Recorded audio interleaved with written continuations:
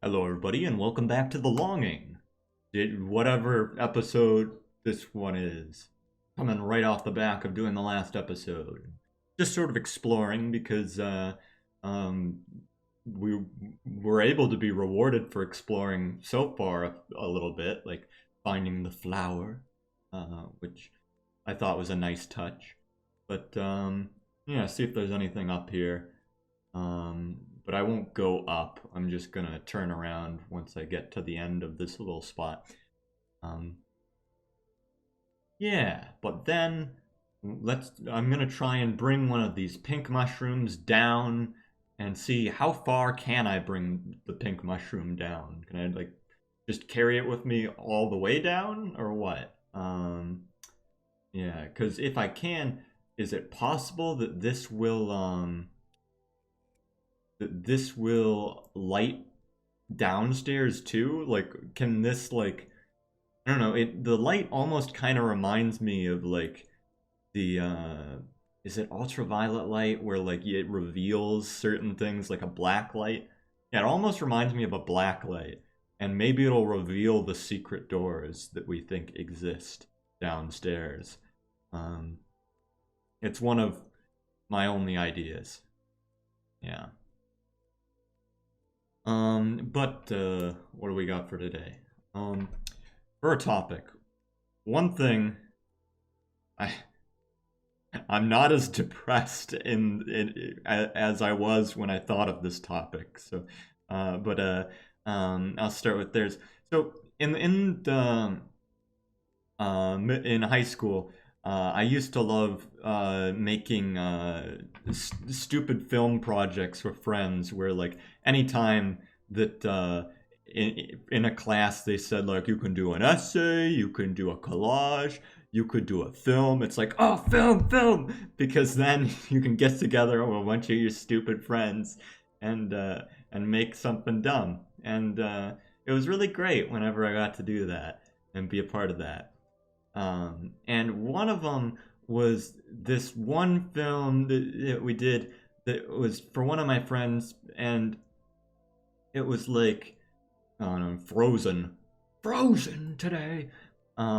It was, let's see. Oh, and I didn't go up this way. I should check this way again. Um, it was like a story of Greek gods, and it was, you know, the stories where they're like, and this is how this mundane thing came into existence.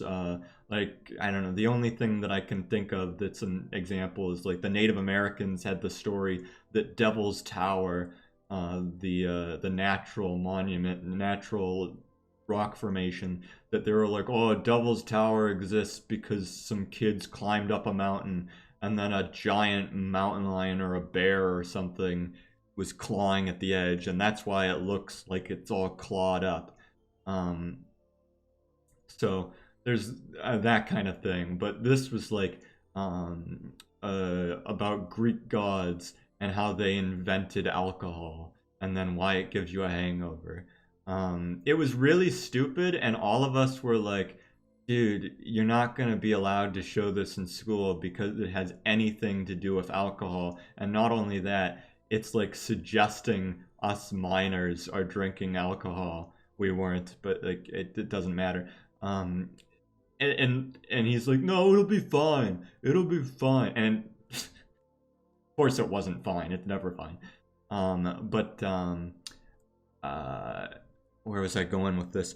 In the credits, of this, I mean, not the credit. Yeah, it was the credits. Um, the guy, I don't know if he doesn't want his name attached to this, even though it doesn't exist anymore because it's not public.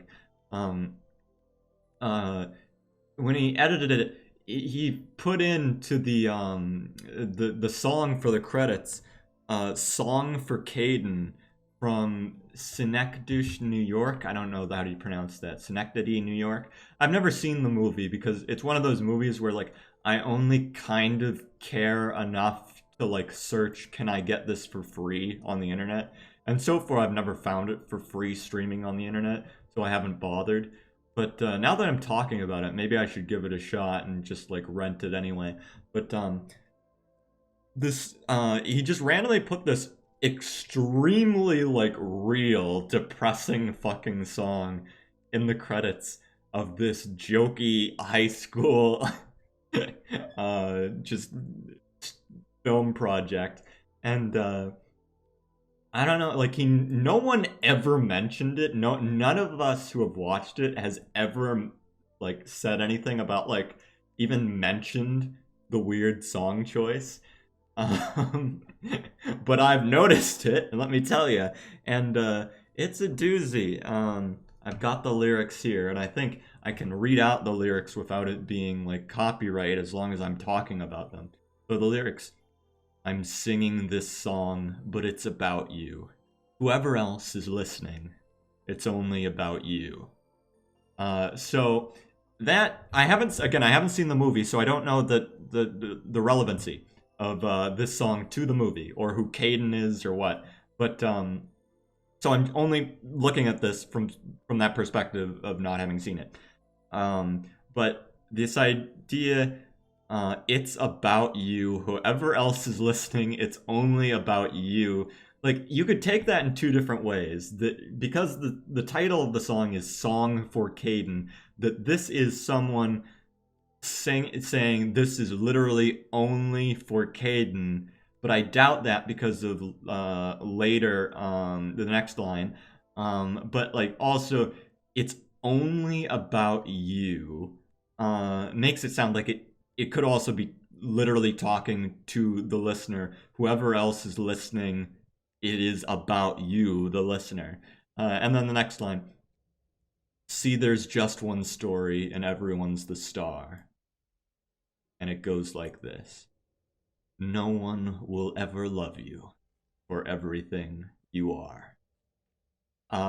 So when they say there's just one story, everyone's the star. So getting ready to say like this is the human experience. This entire song is just the human experience. And the thesis of the human experience is that no one will ever love you for everything that you are. And then we get into the rest of the song. Lime web. Let's get down. No. Does it eat the mushroom or does it let me down with the mushroom? Okay, I get to keep the mushroom. Cool, cool. Um, and then so the song goes. So you build up layers of deception, and you leave out things to alter the perceptions of the ones you love, who would never love you back if they knew all about you, every solitary fact.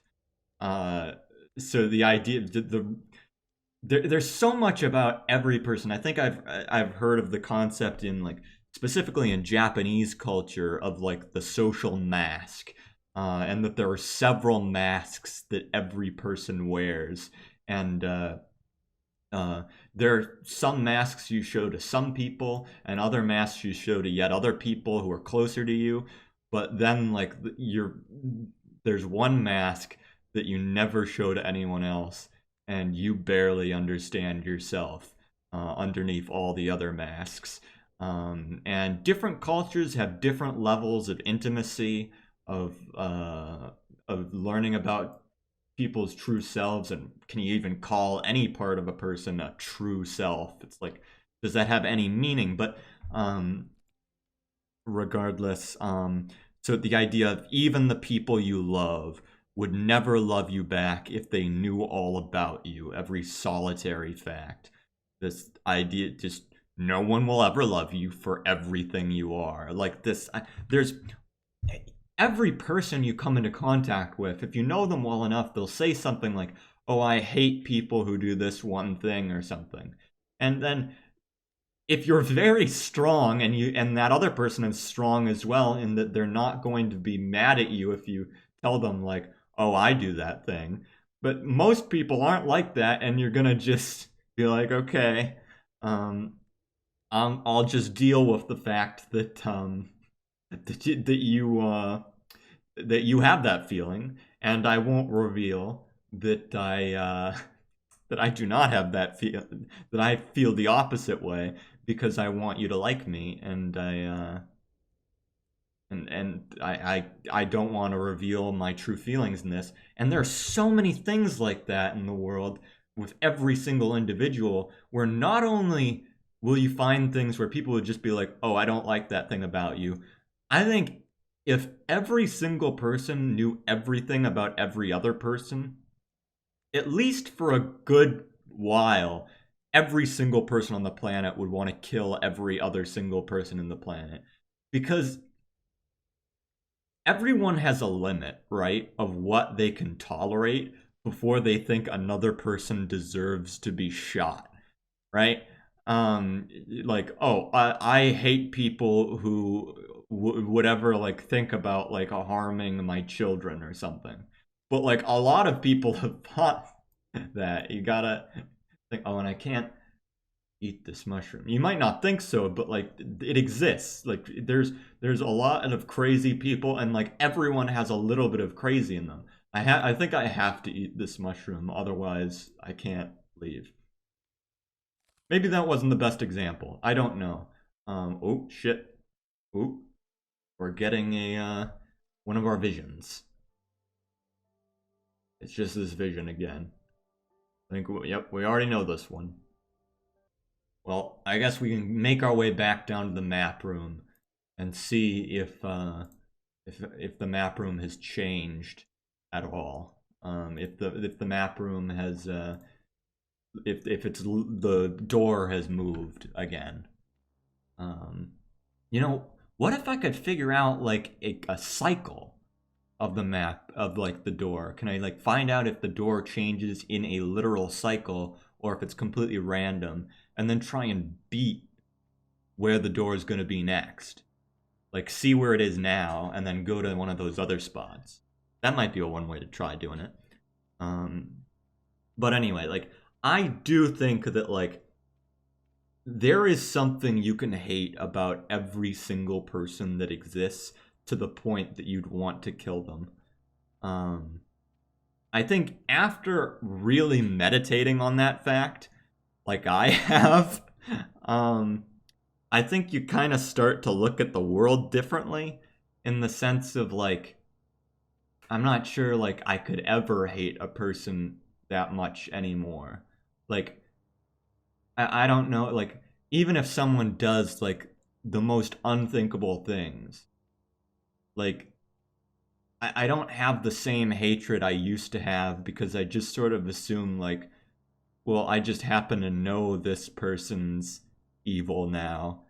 Whereas, like, they're just another human being, and most human beings I just don't know what evil stuff they're capable of and such. And so, I don't know, maybe that's a really weird way of looking at things, but it's sort of the way I've ended up looking at things, where maybe I have too much sympathy for horrible, horrible villains, but I just sort of assume, well, at least now I know what part of them is evil.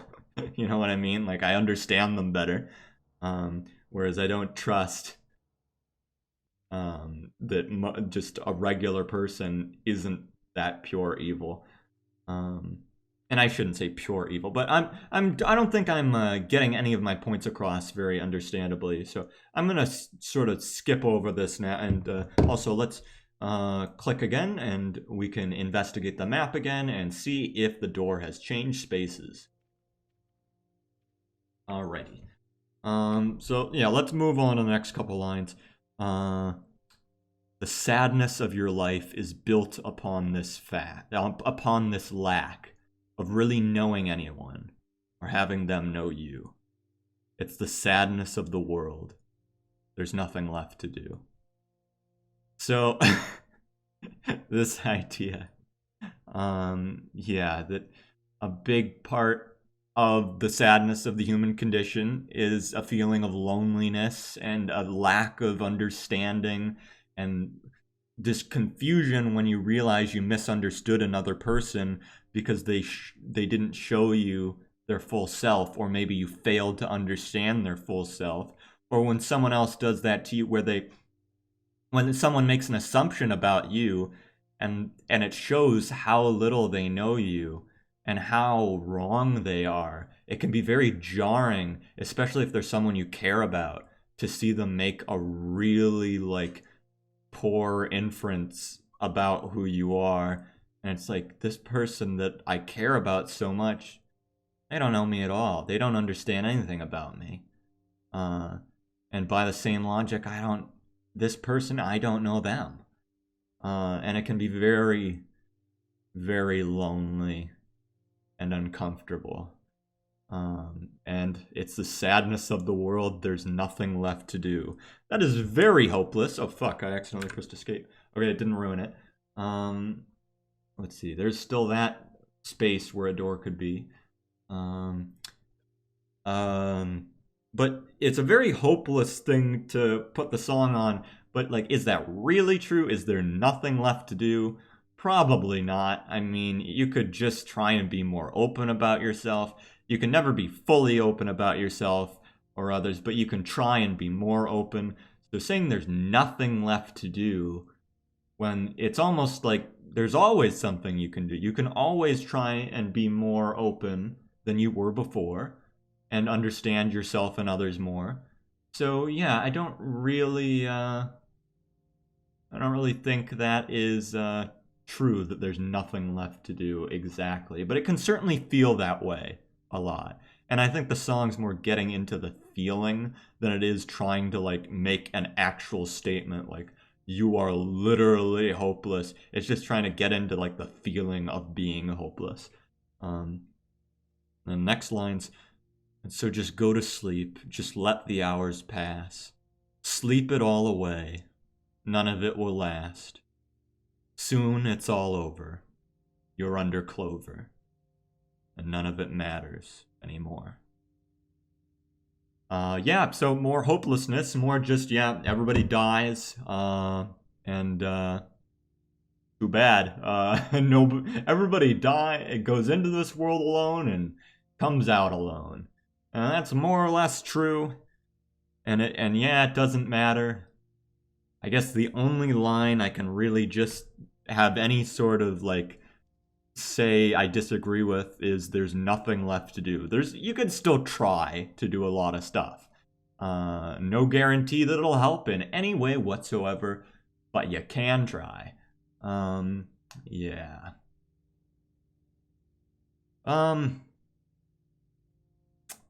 Pretty sad. I recommend the song. But let's take a look. That's a good place to end it besides looking around. So the door's still there. It didn't disappear when we went there. I wonder if the door changes position once per day? That's possible? I don't know. Um, hmm. Hmm. And there's still no way of knowing.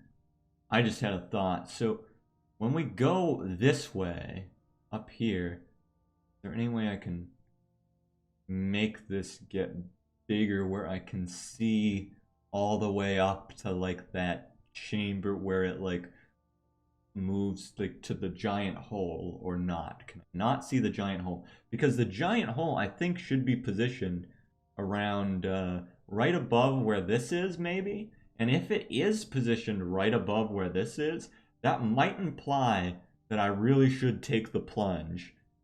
And that might allow me to get to where I want to go. The green crystal. Let's see. Is it going to show us? I'm leaning up in my chair to try and see better. Like that's going to help. Actually, it does help because it makes the screen brighter. You know, somehow when you're leaning down, the screen isn't as bright, but when you're looking at it from a higher angle, the screen is brighter. So that's interesting. Very dark, but oh, and let's turn the brightness up. Yeah. I can see it a bit better. Covered up still. About this, I can sort of see something here. There. Oh, maybe that's just a smudge on my screen. I can't tell. No, that's not a smudge. There is something right here. What is it? Oh, that's the edge of the cliff. But we can't see down. Can't see what goes down. Interesting. I might inspect the paintings at home to see if there are any clues as to what is down on the cliff. But the fact that the cliff is right there really makes me really tempted to make the plunge and see if that gets me to the crystal. I am so tempted. But for another time. All right. Thanks for watching, everybody. I'll see you in the next episode. Later.